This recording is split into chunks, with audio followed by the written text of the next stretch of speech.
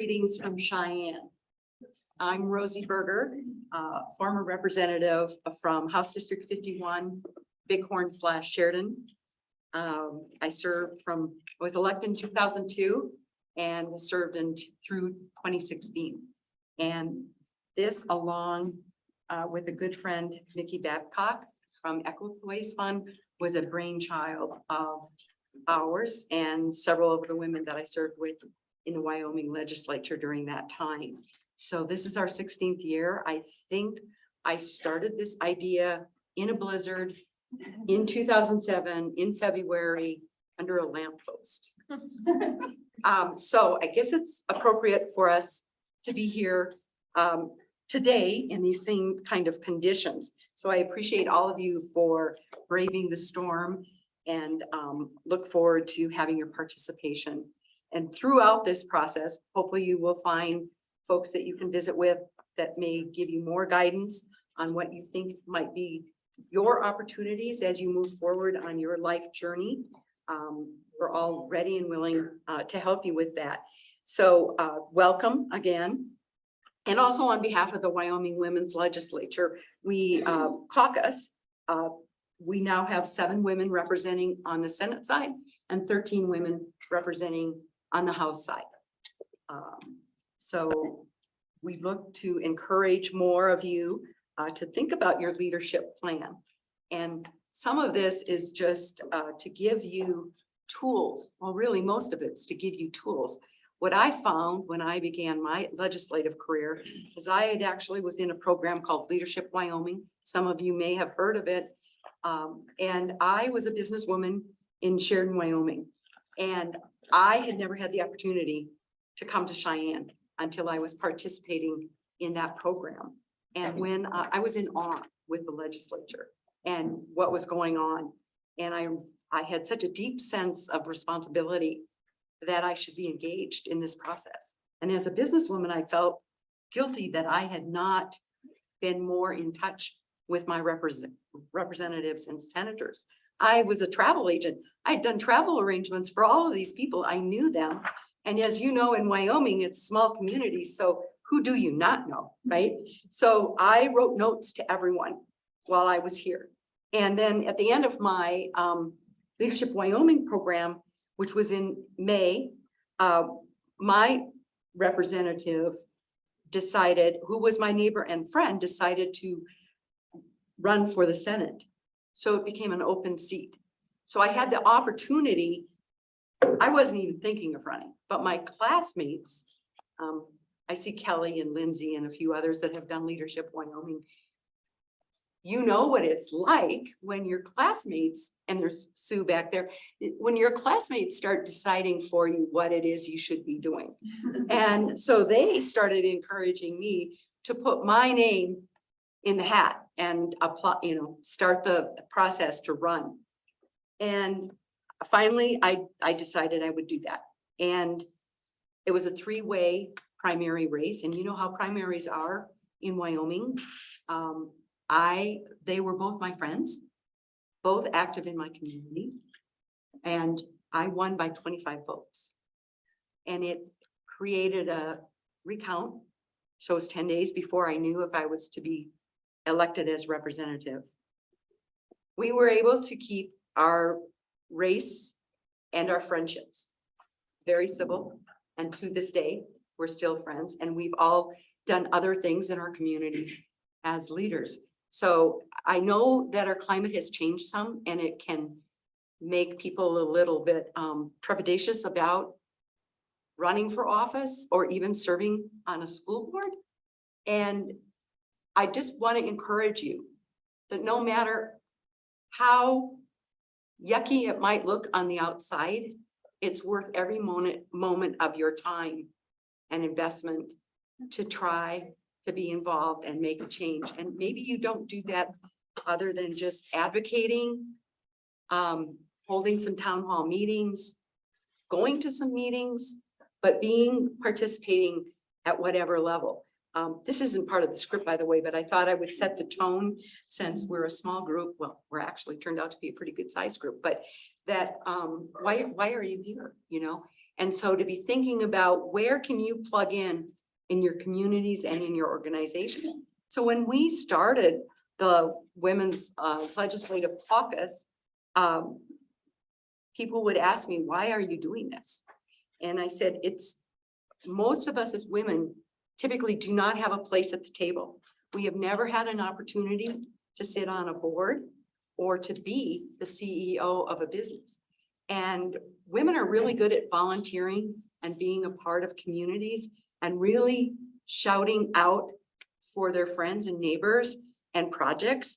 But a lot of times when it comes to running for an office or even just trying to get on a board, you're not willing to actually step up and say, I would like this position. I can do these things.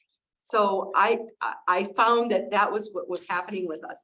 We got to the legislature, we got into the House of Representatives, and we were very wary of stepping up to the podium and speaking on behalf of our communities and our constituents. So I thought, what's the best thing we could do? And that's to get together, get to know each other, help support each other, help each other with our bills, and also get some training. So the idea was first, just let's get us smart and capable. And then the second part was, let's get people to come to Cheyenne so that they know their government, because I didn't know very much about my government and that how I could be involved and make a difference. And so that's what we did, off and running.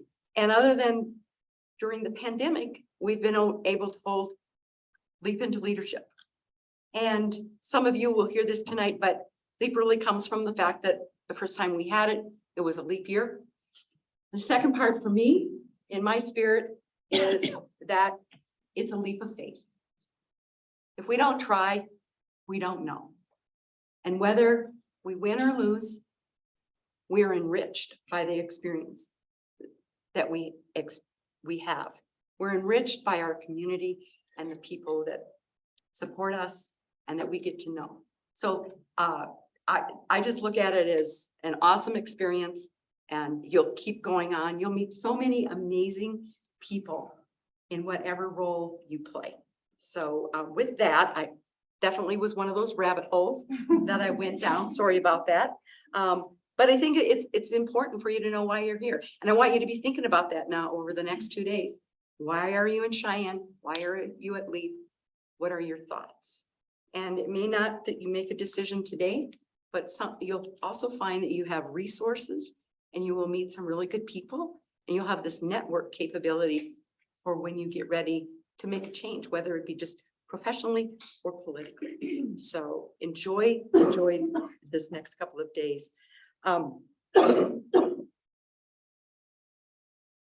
Some of the participants over the years have been, they're on school boards, hospital boards, city council, county commission, the legislature, superintendent of public instruction, just to name a few of the folks that have come through Leap into Leadership. Several other offices on them. And then do take time on your breaks, and during the time that you have at the Capitol, that you make sure to just try to go meet new people. No, I think that's part of this whole journey, is to step out of your comfort zone and take a chance at meeting some people that you don't know. And it might have a different walk of life, different perspective. It'll really make a difference, I think, in your life. I also I'm pitching for Representative Sandy Newsom. She was only in a few days of the legislature when she, I think, fell off a horse and she broke her leg. And for some of you, you know that she had broken her leg years ago in a ski accident, and they didn't actually think they could do surgery, but they were able to. And so it's not too easy for her to get around. But I want to say something about Sandy. I think this is so awesome when you think about someone willing to put up with the pain and the sacrifice to serve her constituency and to be in an awkward and painful situation. And she's still showing up to the legislature to cast her votes. So it's just amazing if you have that passion and that will, what you will do for that role. So thanks to Sandy for doing that. We have quite the lineup. We're going to have Lisa Johnson and Dr. Leanne Smith are going to do the Enneagram. Hopefully, did all of you take the Enneagram? Okay, great. So we're gonna hear a lot about numbers shortly, right? Okay, you can go up to each other and say, what number are you? So we will do that. And then later today, we're going to hear from Sue Wilson. Annie, who do we have? Is anyone else going to show up and work with Sue today? Kathy will join us via Zoom. Oh, great. And then former representative, minority leader, Kathy Conley. So we'll have her with us. So that's terrific. This evening, we'll have the dinner down to the Metropolitan. That starts at 5:30 with cocktails and appetizers, and then with dinner. And then we're going to have an awesome time with our former legislators, some of the women who I served with on a panel talking about their legislative. And so with more for me to say, the sponsors. Oh, do I need to Let me thank them? call them. Can you do that for me? Okay, Absolutely. great. All right.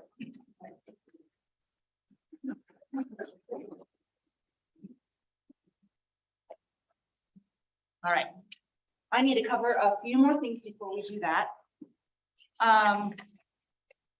Just the housekeeping items. Okay, so you didn't, but tomorrow morning we'll be joined by Superintendent Dagenfelder. They're sponsoring our breakfast tomorrow morning, and then she will talk with us about her time running for office and where she is now and kind of how things look. And did you mention that? Because I apologize. I was busy trying to get somebody into the meeting. The biggest thing I wanted to mention to you is throughout the conference, she has the camera pointed at me right now, but Teresa will be offering her time to take professional headshots of all of you and us, anyone. So it's across the hall in the visitor center room. So if you have 5 minutes, maybe on a break or whatever, feel free to go over there and get a headshot done. We're really excited about that. Yes. Will she touch up our forehead wrinkles? Oh, no, I was gonna say, did you go get ashes today? She would touch those up too. No, a little more vain than that. She does lovely work. Yes. So really excited about that opportunity. So thank you very much, Teresa. We have a ton of sponsors, 26 sponsors this year. A big one. I do want to mention this to you today. You'll also hear it tonight. Unfortunately, Molly with the Hughes Charitable Foundation is not able to join us because of our lovely weather. But they graciously donated to this event in honor of former legislator Clarine Law. So it's really special and just such an honor. And we're so grateful for her to do that for us. You'll hear more about the sponsors throughout the event and later on tonight. Housekeeping, this is what I really also wanted to tell you. So restrooms, important. Outside this door and to the left, go past the big statue there and there's an opening and they're right back that way. So if you go down that hallway or that hallway, you won't find bathrooms. So it's that hallway. You'll get it. We'll help you if you get lost. And then there are also bathrooms on all of the floors on the east and west wings, except for the second floor when they're in session. Those are for the legislators. We don't have coffee and tea right now, but we will have that for you tomorrow morning. But there's water and sodas back there and granola bars and snacks. So help yourself throughout the event. We really want this to be easy. We want you to feel comfortable. We want you to be engaged. And so just don't worry about doing anything weird or wrong because I will do it. So it's good. All right, that is it. If you have questions, feel free to ask me. You can also ask Lisa or Leanne, and I'll get to that in a minute. We can answer hopefully anything you need. With that, I forgot, I should have done this first. I'm Annie Wood, by the way. Sorry, I know some of you.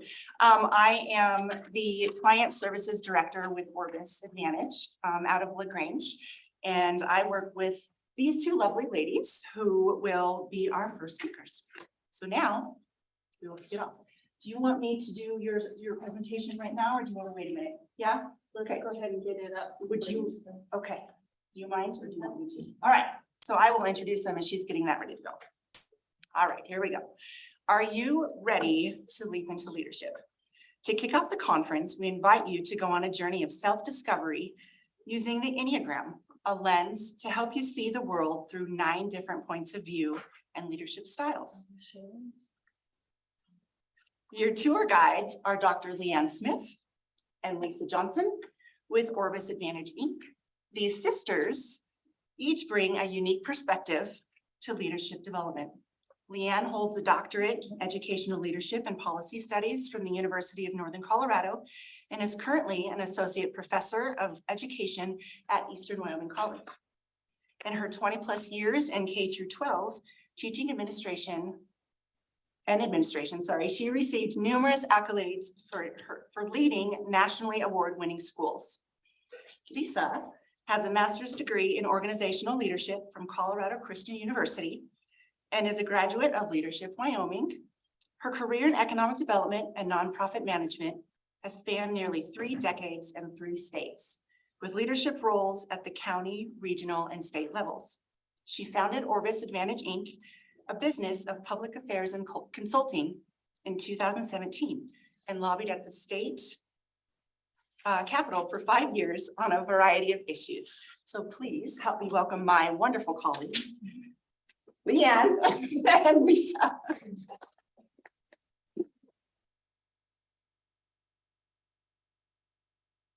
All right, good afternoon. So we have 3 main goals today in our work together.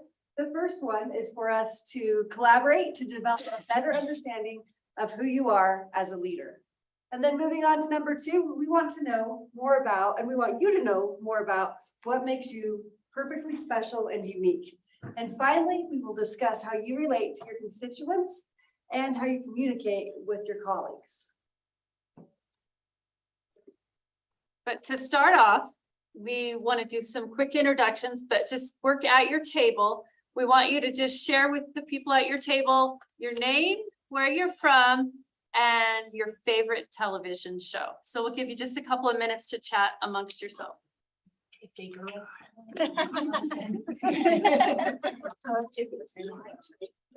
Oh, probably like, like, right now.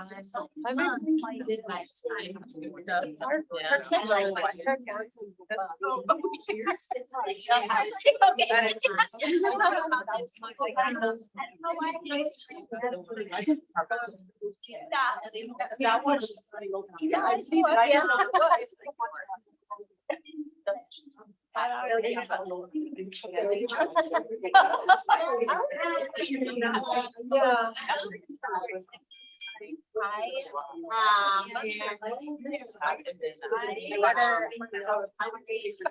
Like, name it. I know. Like, what we're doing tonight. I watch those too. Yeah. I know.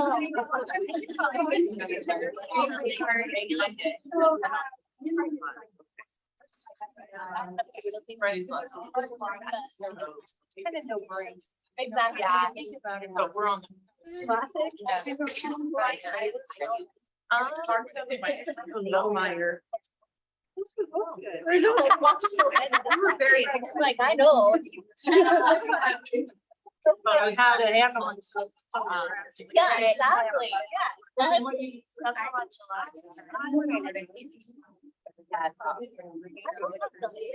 Oh. That's what I do. What about you? I love butcher. Oh, I love butcher too. It is like a little bit. Yeah. Yeah, it's not. It's not like a subliminal No. watch from. But if you catch it on like the right day, then marathon of it, and then you can really start to get to know your kid. Yeah. Okay, I can tell there's been some good energy in the room, lots of great chatter. So we're gonna ask for your attention again as we move on to the next part. And so So excited about those TV shows. I mean, Yeah. that's a connecting point. Yeah. So here's our the next thing I want to ask you to do. Let's do a little bit of a visualization, and I want you to imagine that you've been elected to the legislature, or maybe you've been elected to serve on the board of trustees for a community college, or maybe you're serving on a city council. So you are in a new role as an elected official, okay? And you start working with this new group of people. Maybe you're on a legislative committee. And let's say you are pushing forward or bringing forth an issue or a draft bill or a motion that you need the board to approve. And the people on your board that you're working with might be in one of three camps. There might be people that, boom, they can make a decision. They're very instinctive, like, let's make this decision. There might be another group of people that are more thoughtful and very questioning. And it might feel like they are asking a lot of questions about the issue. They're questioning. And then there might be others that you're just having trouble connecting with them because they seem sort of disengaged to you. So we think the Enneagram is a tool. It's very scientific based. It's a system of 9 different leadership and personality styles. And you're going to see as we describe those types that some of those 3 traits that we just mentioned, people make decisions differently. And so as we're going through these different types today that are based on your strengths, your core beliefs, that leads to how you interact with others. This is a personal development tool. It's used for team building as well, but I think that it can provide a very common or neutral language for you when you're learning how to interact and negotiate with people that might make decisions differently than you do.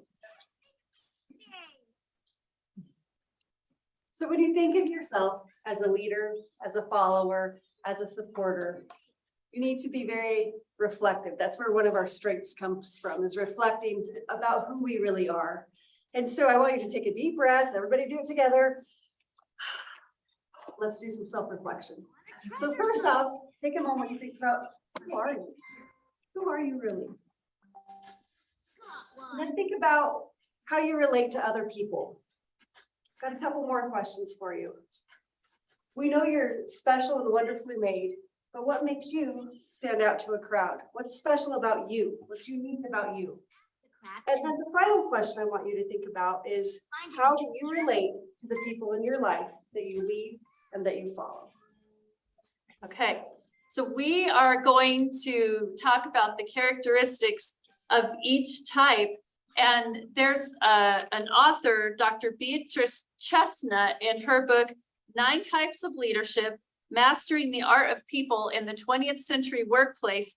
She describes this Enneagram as a tool that helps facilitate sharing and communication. She said, it helps people know themselves better, understand their colleagues at a deeper level, and build stronger relationships, teams, and organizations. And so we think that greater self-awareness is going to go a long way when you're interacting with those different people on those different boards with which you serve. It's going to help you work more effectively and collaboratively with the policymakers and your constituents. She goes on to say that the Enneagram helps you better understand others, and again, provides that neutral language for communicating in a way, and I think this is really key. It discourages judgment and minimizes defensiveness.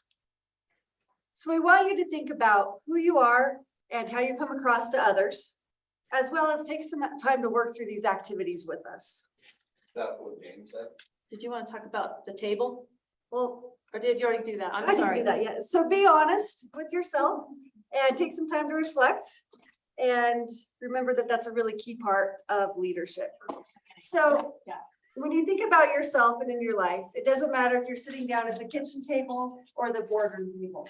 There's lots of personalities in our lives, lots of different people that we work with and deal with. And research would indicate multiple research studies would indicate that there's about 9 different types of personalities that come forward, and they're listed there.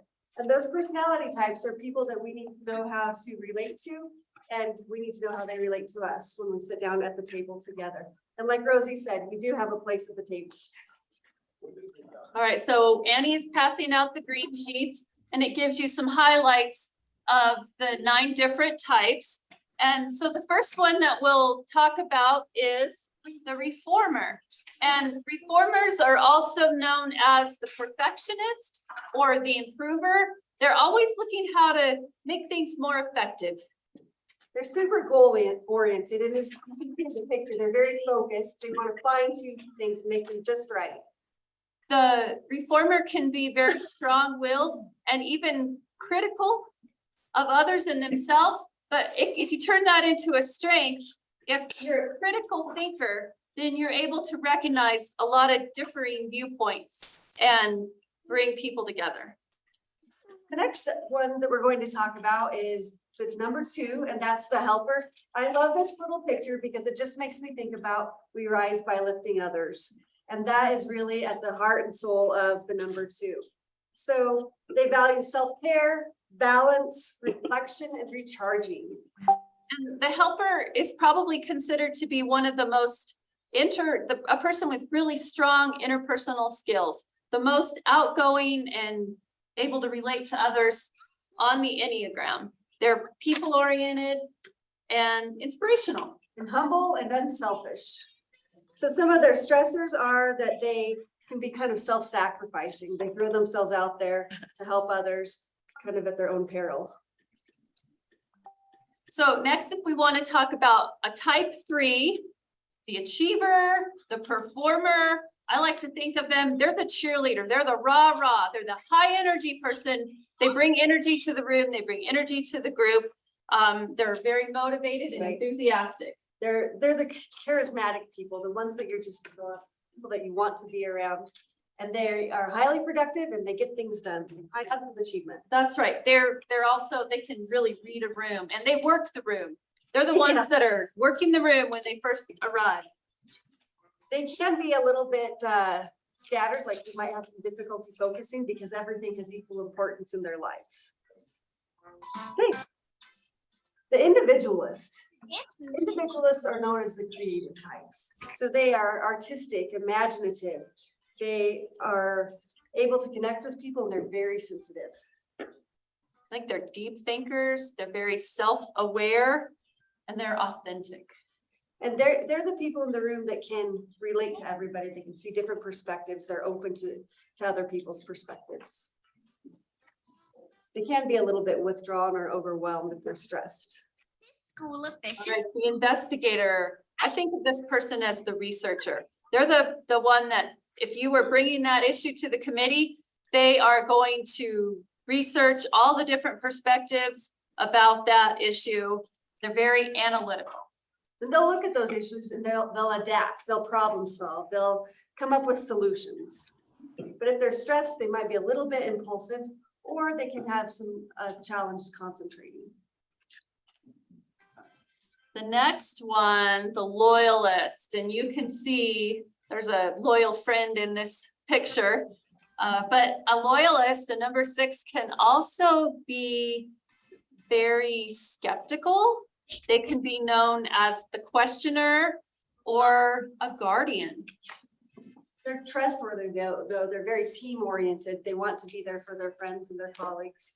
And they really value in turn that security and that support. And I think because they're questioning, this person is the one that's able to look at the worst case scenario and be prepared in any situation. So if they are asking a lot of questions about something, and you shouldn't take that as, well, they're questioning me, they're just trying to understand. So their questions aren't necessarily challenging, they're information seeking. Right. Yay, the enthusiast, woo! We all need an enthusiast in our life.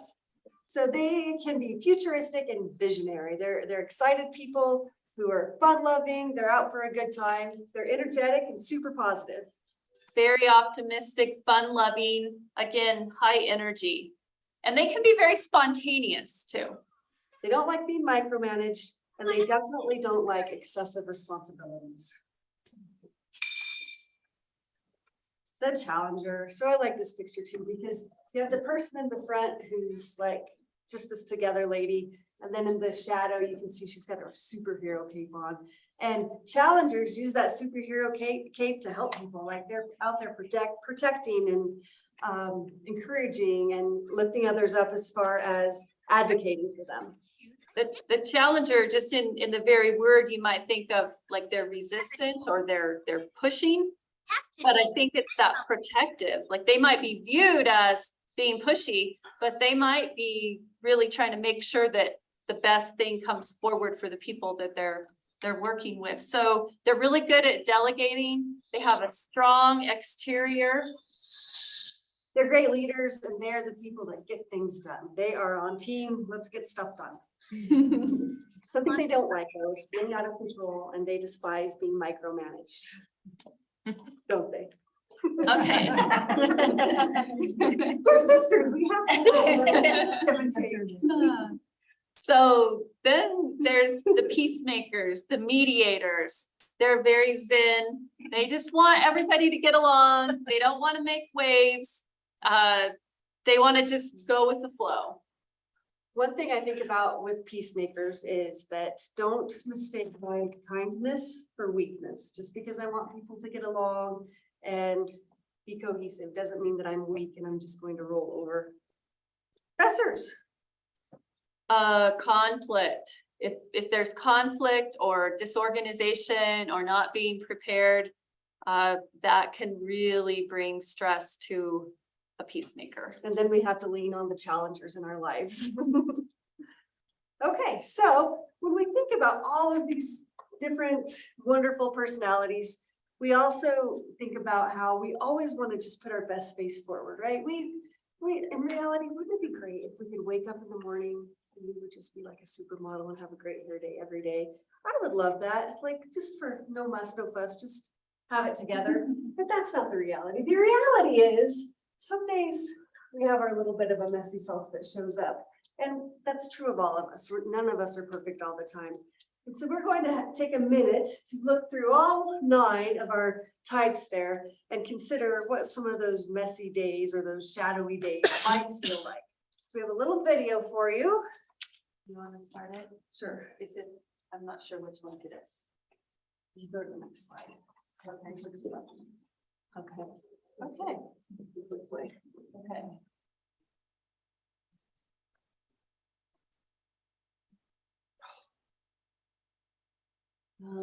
It's muted on the left.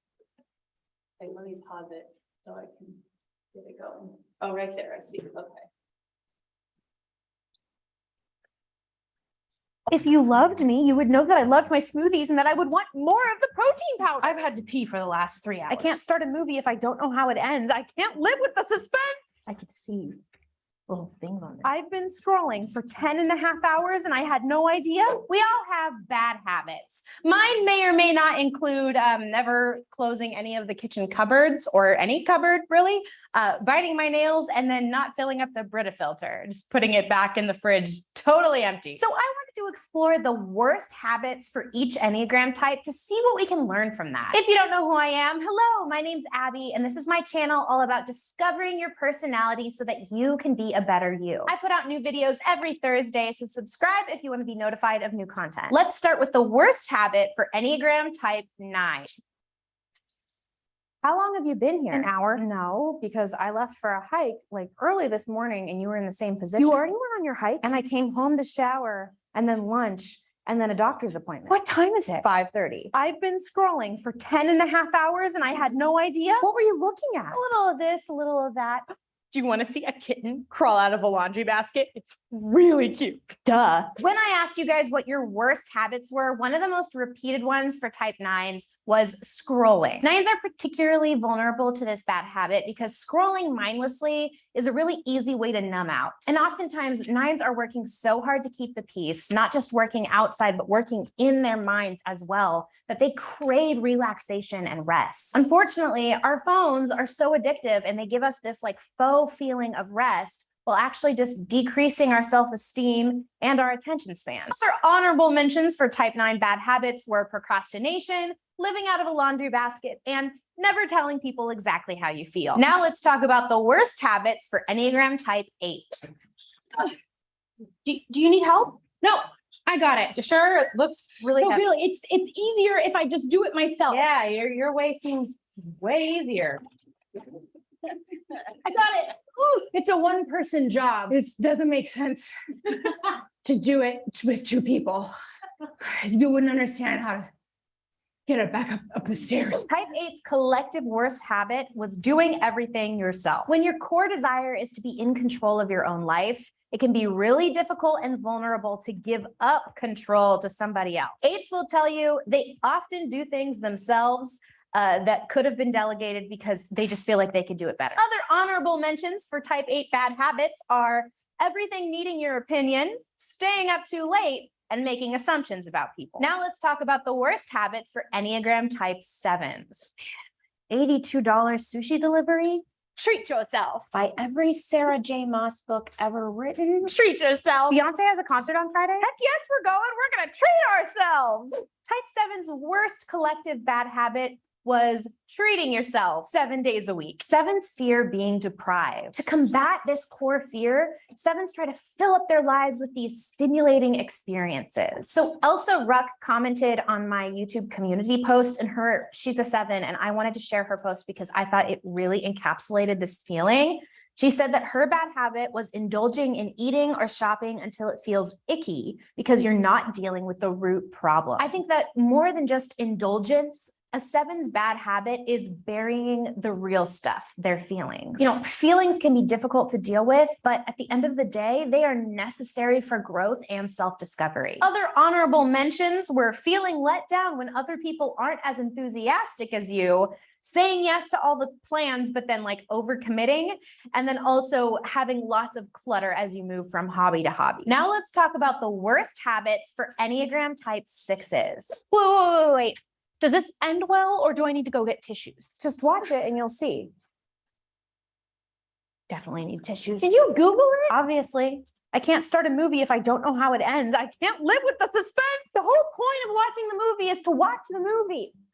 Oh. Type 6's worst collective habit was the uncontrollable urge to know how things end. You know how Enneagram type 1s have an internal critic? Well, I learned from Beth McCord of Your Enneagram Coach that type 6s have an internal committee of voices telling them what they need to do better and what they need to fix. If 6s are in an anxious state, they're going to find it difficult to do anything without knowing what the outcome will be. Other honorable mentions for 6s were picking skin, procrastinating, and not prioritizing self-care. Now let's talk about the worst habits for Enneagram type 5s. Oh, you're reading how music works. Rereading, actually. You finally gonna write that album you've been talking about? I'll get to it. As soon as I figure out exactly how this guitar was made. How does it do that? Type 5's worst collective habit was researching something extensively and then never doing anything with that knowledge. 5s long to approach life with all the tools that they need. But if you know a 5, you know that their idea of all the resources and tools they need to deal with the world look very different from every other Enneagram type. 5s can get so caught up in the preparation of the thing, they never actually get to doing the thing. Other honorable mentions for type 5s were having motivation for everything except for the things that you actually need to do, overthinking, and running late. Now let's talk about the worst habits for Enneagram type 4. My New Year's resolution is to go to bed at a more regular time. How's that been going? John 30, 1990. 39 days, 39 days, 39. Not well.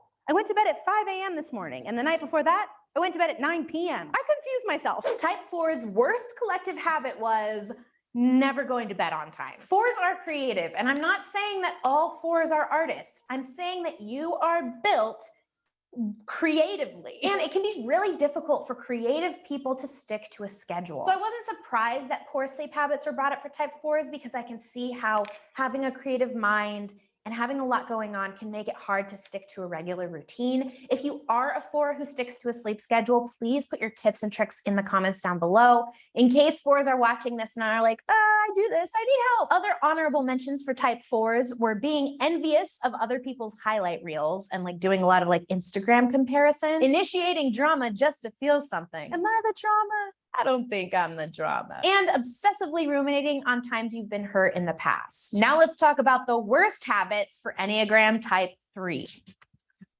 You good? Yeah, just working on my script for this week's video. You're doing this little dance. Oh, I've had to pee for the last 3 hours. What are you waiting for? The bathroom is right there. Not till this is done. Type 3 time. Now, this wasn't a collective habit, but I received the DM from Storybook who said that her worst habit was never going pee until she's like finished doing a task. And I am a 3 and I do that. It's a terrible habit, but it's even worse for your urinary tract. I've never said urinary tract on this channel, so that's a first. Other honorable mentions for worst habits for type 3s include making extremely unrealistic to-do lists and then beating yourself up over it, taking criticism real badly, and also having like a running to-do list in your head for your roommate, your partner, your family members, just kind of like this little critic who's always like, they should be doing this, they should be doing this, because 3s also have that in their head for themselves too. So, but yes, those are all my bad habits. So I'm just being real exposed on this in this video. Hey, can you help me unload the groceries? Sure. And don't put my protein powder away though, because I'm gonna make a smoothie. I didn't get protein powder. Didn't you see that I was out, that I need more of it? That's like my favorite thing every day. Did you put it on the shopping list? I didn't need to, because if you loved me, you would know that I loved my smoothies and that I would want more of the protein powder. Contrary to popular belief, I am not a mind reader. You should be with me. Type 2's worst collective bad habit was expecting people to read my mind to know what I want. If 2s deny their own needs and put all their focus on other people, they're going to have resentment that bubbles up because their needs aren't being met. Honorable mentions include nail biting, people pleasing, and codependency. Now let's talk about the worst habits for Enneagram type 1. I just watched those. And it's so nice that you tried. It's just that they weren't really clean.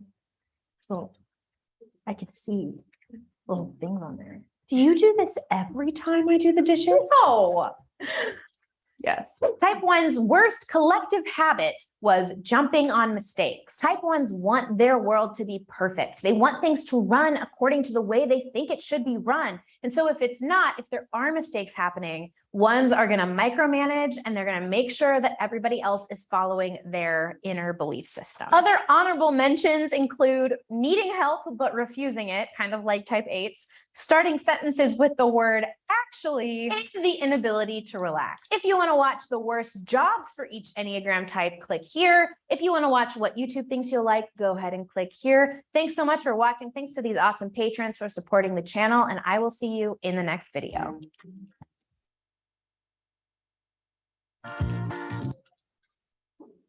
Okay, so you have all had the chance to It's take the easier if Enneagram survey. And so for the people that took it in advance, we have a diagram in case you're wondering what's the makeup of this room. We're pretty fairly represented by a lot of different types in the room. And so what we did was, based on your results that you shared with us, we took the top 3 types for everyone, plugged them in. So then this shows the top 3 strengths or types just in our room today. So I don't know if anybody's surprised by anything that you see here. Looks like the largest number in the room are 2s. We also have quite a few performers, type 3s, and type 9 peacemakers, and 1 reformers or perfectionists. So that sort of shows the makeup of the room. And now it's time for the big reveal. So you've been given an envelope when you did your check-in, and you should be able to open it now and explore your information based on your number. What if Did you take the survey in advance? No, I brought my results from 3 years Okay. ago. Okay, well, that's awesome. I didn't get it. Okay, I'm gonna go out in the hallway and see if there's any more. If you didn't take it in advance and you answered the questionnaire, then you could look at what was your most common answer of the 4 questions, and that might predict your number. You can also do a little self-analysis, look at that green sheet and also think about the video. Yeah. I'll know who you were based on who was laughing during what number. So they don't know what.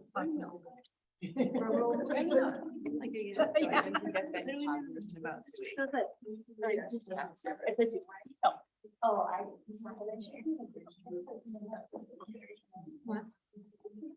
The only people who were surprised I was. How were you? Seven.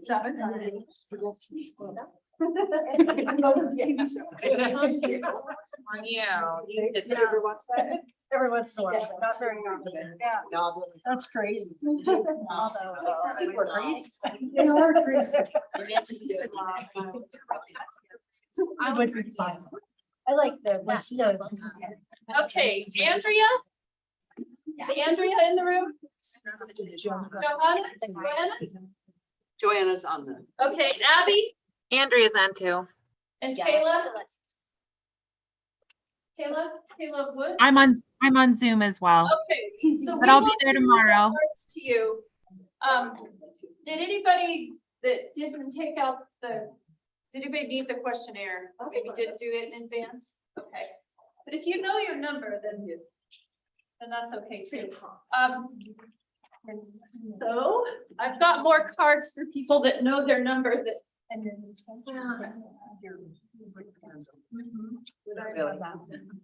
You take the. I do. Okay, if you know your number, and you want to tell me what it is, I've got a card for you. You know your number? Oh, me? I'm a two. Okay, I think our friend Renee is a two. there you go. And what'd you say, two? I'm a two. Okay, and you think you're a three, maybe? Okay. Another two, okay, okay. What did you say?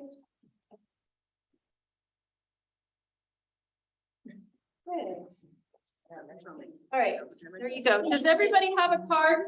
I mean. Okay, I am so. okay, awesome. Anybody else? Okay. There you go. Okay.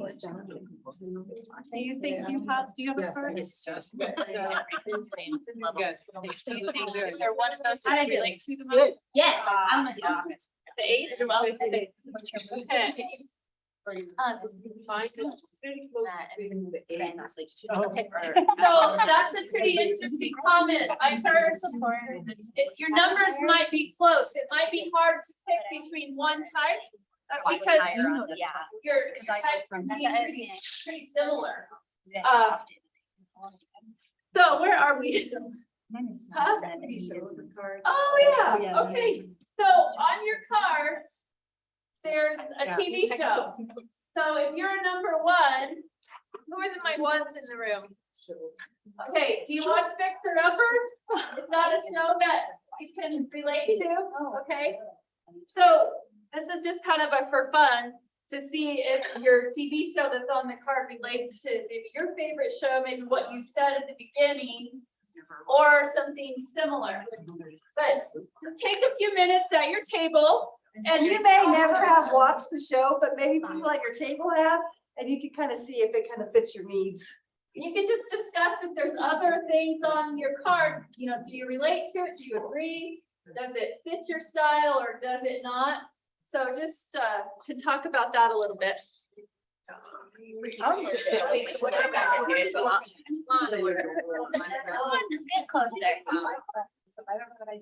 What was your?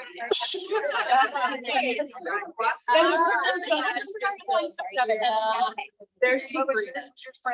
Two, yeah. Oh, it's nice, but I see you, and I'm like, that's close enough. I know. Well, and this one. I've only watched a few episodes of it, so I'm not, yeah. And Friends, again, it's kind of. Yeah. I know I saw YouTube because last night, literally, my husband and I were talking about Yeah. I don't find. I don't find like the office. It was wide off. Every once in a while, I like go in a finalist and have it on, or like. I like, I don't. Do you end up? Yeah. No, well, I do, but I did last time. I'm I'm sorry. It's because she is so. Okay, if I can sit up here for a second, hopefully that was a good conversation. Yeah. I will wait till you're ready, hopefully you'll be ready soon. Awesome. So now we're going to talk about the triads. So the first triad involves the 8, which is the perfectionist, the 9, which is the peacekeeper, and I'm sorry, the 1 that's the perfectionist, the 9 that's the peacekeeper, and the 8 that is the challenger.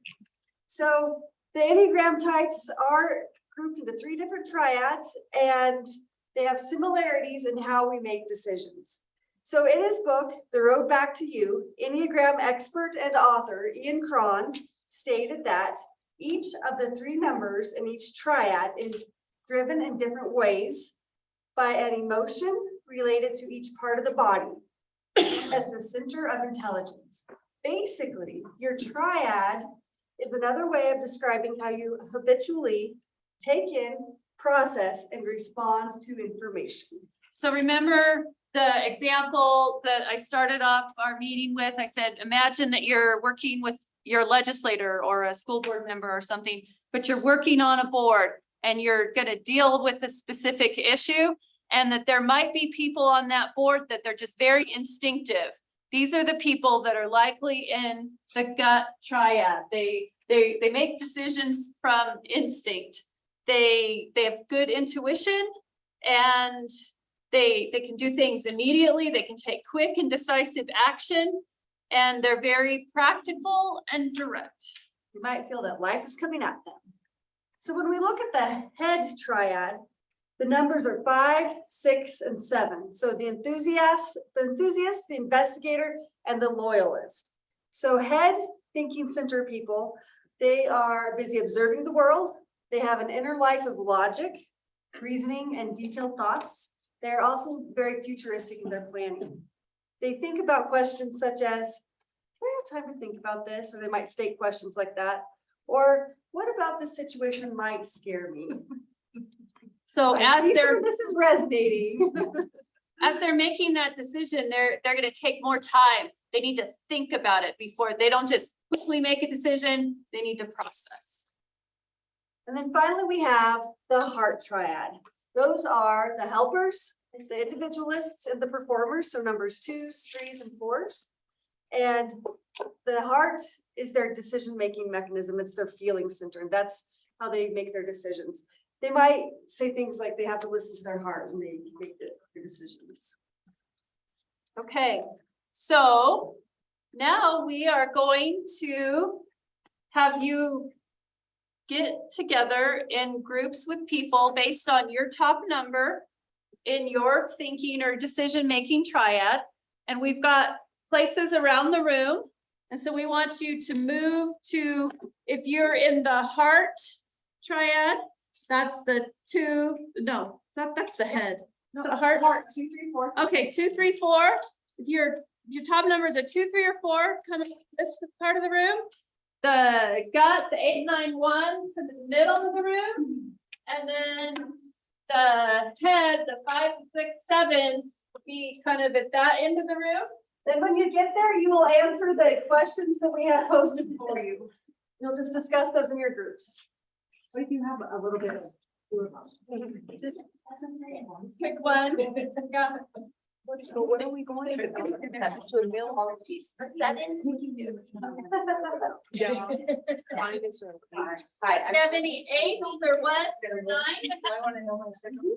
No, It's just. Do we need our? And that's not. I'm just. What's your number? Yeah. One. But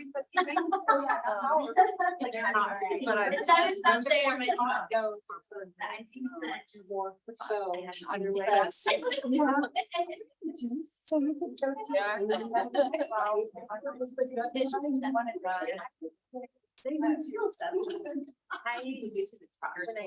So just, you could just discuss like, yeah, like I heard typically these things are on. Well, I heard the events, just share like your observations and how do you relate to these and how do you relate to others? Oh, and You're like. I've been told. Yeah. My highest. Don't be a seven for all I did. You will do you. Yeah, I'll take your phone. That's further, I mean, 6. I went 3. I literally just diagnosed. I haven't taken it yet. We did this, when I did this, I did like. Yeah. And we'll be nice about it. Yeah, I know. If I get excited I was definitely a C in that. I'm a 2. Wow, that's an 8. Hi, everybody online. I don't know if you can follow kind of what we're doing, but we were talking about the triads. And so I don't know if as a group online, if you want to see. Okay, can you hear me now? Okay, all right. So you can either put some comment, and maybe you guys are already doing this. It looks like you are throwing some comments into the chat. So good work. And I know it's kind of difficult when you're trying to do things remotely instead of being in the room with us, but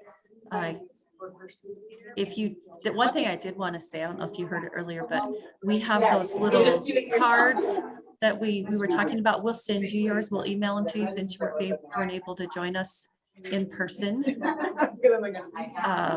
But I guess the question is, do you see your top number? Does that fit into that description of that triad? And do you see that making sense for how you might be working with others or connecting with people in your role as a candidate? But I would just encourage you to either continue putting comments in the chat and responding that way, or if you want to unmute and just talk amongst yourselves, that's okay too.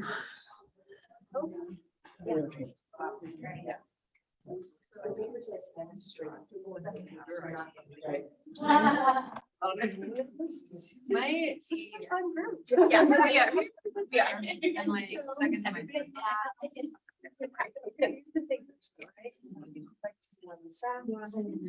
Yes. Well, it's funny because I almost had it. Yeah. Like 7 minutes.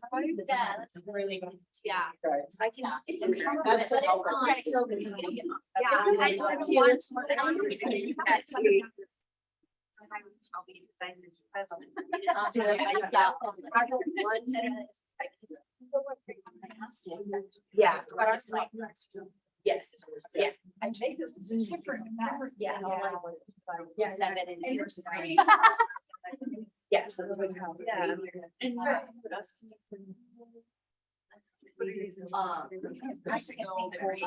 Yeah. There you go. One of your things. I like to be on the sideline. Yeah. Okay, well, I was just recently a candidate. And you made it look. Not, I mean, I just. I just did.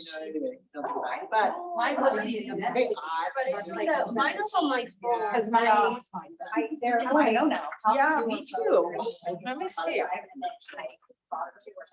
But Every time it's. yeah. Yeah, you should have that balance. It was. Like, take over. It's like. One and then. Next session is.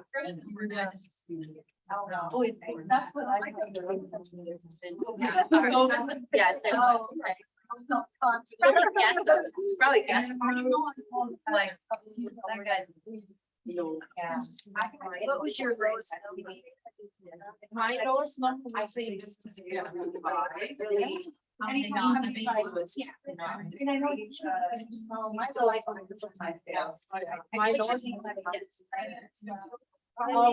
The title of the.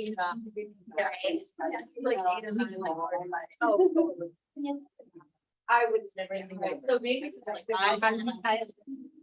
Back to our seats. And then we were like, nobody's watching us. Yeah. Yes. Yes. A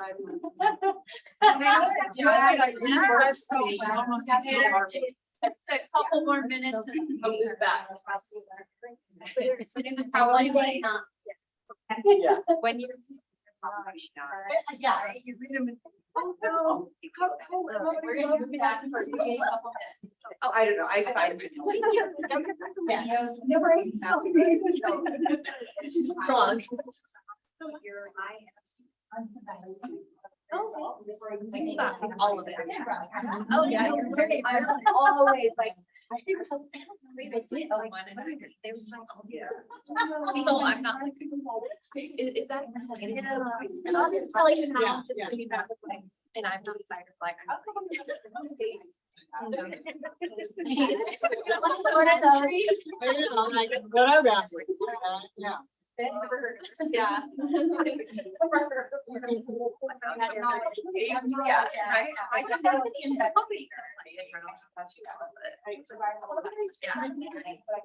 I gave him a couple minutes. Yes, I can. I like the headline. This where it's just like. Right home, yeah. People are like, "You're- are you okay?" I'm like, "I'm fine." Yeah, that's. I know. Yeah.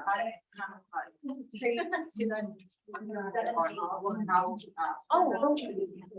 Well, and I put some.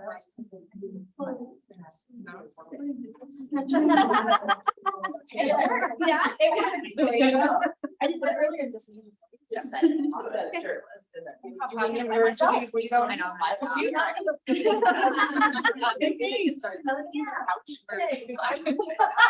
My back is really I- hurting for it. I think. Oh, yeah.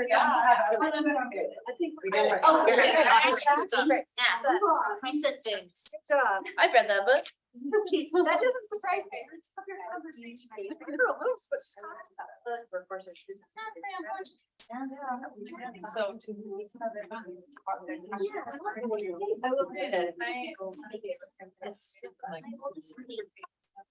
All right, as everybody's coming back to their tables, I have one more question for you. We're ready. Okay, it's really nice that we have time for dialogue. Oftentimes you go to conferences, you just sit and get all day. Yeah. It's fun to have the opportunity. I think. Okay, so your question is, you'll be reporting out to the crowd. What were some of the insights that your group shared? You can talk about what you heard or even ideas that you had. What were just brilliant things that you came up with in your group? As it applies to you as an individual or you as a leader, or you as somebody that's going to support leaders. So what were some of the insights that you heard in your groups? You cry a lot. That was the heart group? Yeah. Okay. Ella. Cry a lot.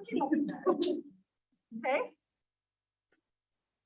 Which can be healthy. I mean, it's good to like decompress a little bit. Okay, good. What other things? Thank you, heart group. I appreciate that. I think ours was data or the facts, having the. Okay. Was a big. 7, 6, and 5 the head group. Yeah, that makes complete sense. Yep. And you all happened, oh no, you guys weren't all in the same group. Okay, gotcha. Good. So you could support that the head group does make decisions based on facts, data, analysis. Great. And then what about the gut group? We haven't heard from them. The 8s, 9s, and 1s.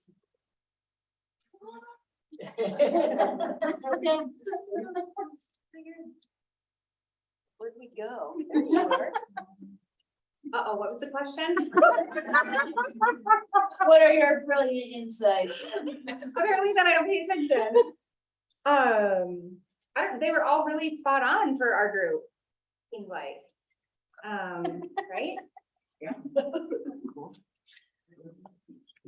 So just for anyone, if you think about like what you've learned about your number and the conversations that you had in your groups, how does that connect with how you're gonna relate to constituents or fellow legislators or other elected officials?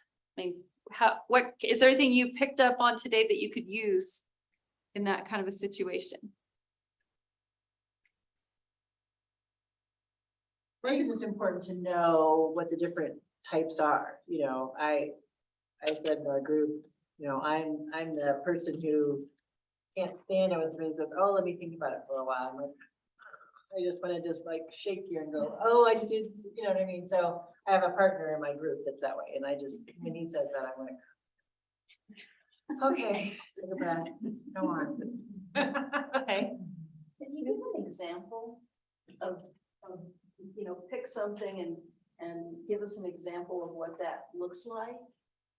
Sure, so you're at a table, and you have to make a decision, and you're debating something, and there's somebody in your group that wants to talk it to death, and then there's somebody else in your group that just is so concerned about how this decision is going to impact people that it's hard for them to move forward because they're just worried about people. And then maybe somebody else is there and they're like, look, we got to move forward, let's drive this thing through. So with your insight in who you are, how can you better relate to those other people? Thank you. That Yes, helps. you bet. So we didn't talk about this, but this has come up. When you asked the question again, I heard it differently about your role with candidates or elected officials. And I'm a 2, so I really like to be liked. That's like the 2's thing. And so I've done some other Enneagram study where they talk about how when you walk in a room, you want people to like you. So you think about kind of how do you connect and how do you relate to other people. And so I could be considered manipulative, but I think when you think about what matters to other people, how do you connect to them and listen to what they have to say to find an entryway into a conversation, I think it can be used as a strength and a benefit. So that's what I can connect to. That's a really good. Yeah, thank you. Thank you. Nice reframe. You're welcome. Very good. I think for me, I would just have to narrow down the facts. You know, if somebody was wanting to push something through or I just would have to say, okay, the facts are this, you know, what would that impact? Great. I hear what you're saying. Like there's the vision, but what does it boil down to? Yeah. Like what has to happen to get to that bigger vision? Okay. Well, we appreciate your insights very much. And I think that as you go through the time that you spend together and even the evenings activities and just your time here in Cheyenne, you'll probably think back to this and some other things will come up for you. I know it's like for me, after you have a conversation with somebody or a meeting, you think about all the things that you should have said or wanted to say when you're in the car on the drive home. Well, you have time. We started off with this because it gives you time to process it and talk to other people throughout your time together. So we have met, I feel very successful in saying that we have met today's goals. I think you have worked hard to develop a better understanding of who you are, and you've done that through dialogue and through self-reflection. You have begun to further recognize what makes you perfectly unique and wonderfully made. And you're starting to or continuing to consider how you can relate to constituents, other people that you work with, and maybe even friends and family. So we have, yay, we have met today's goals. Good job. Where's my 7th? We need to celebrate. Okay, so now what? If this subject has piqued your interest, and it sounds like some of you already are familiar with the concept and have done some study, but we have some book recommendations that we'll send out to you. And we do have a book to give away. So there's a sticker underneath one of the chairs and it says book. And so we'll give you not me. And if it's not, nobody finds it, just keep looking under chairs till you find it. I just stripped off the sticker that was like. It says book. Sticker that says probably do not. Probably under Annie's hat. Yeah, it's a little sticker. Yeah, it's like a sticky note. It's like a sticky note that says book underneath one of the chairs. Everybody did it, so. No.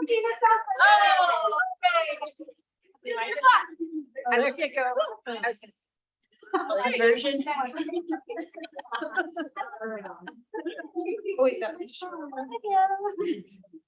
I read it. So we've just touched, we've given you a sample of what the Enneagram means and how to use it in decision making.